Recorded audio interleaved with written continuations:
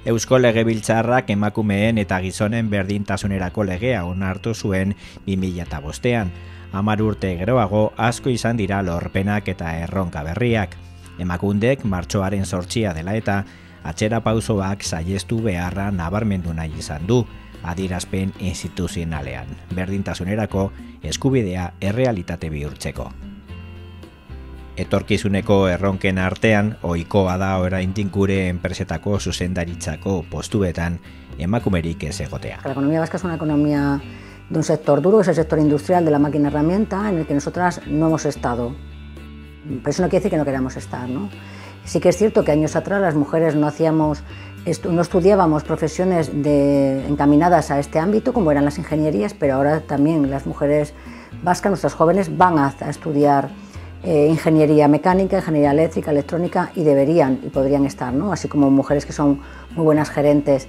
El problema es que yo creo que el empresariado vasco pues no quiere dejar paso a que nosotras estemos. De hecho, en las empresas de más de 250 trabajadores de Euskadi no hay ninguna mujer en ningún consejo de administración, y ya ha habido varios estudios, ¿no?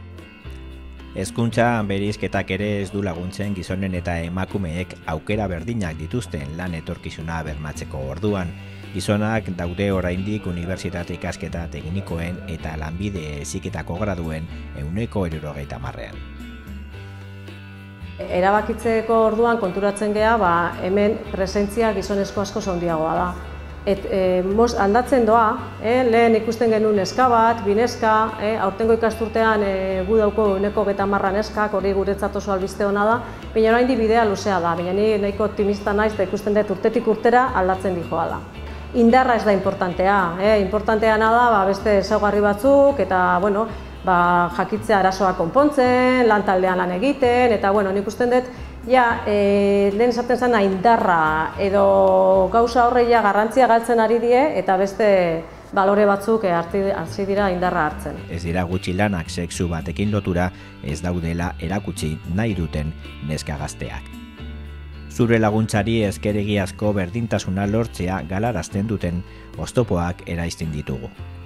Nola bultza dezakete erakundeek zure ustez enpresek emakumeen eta gizonen arteko berdintasunaren alde egitea?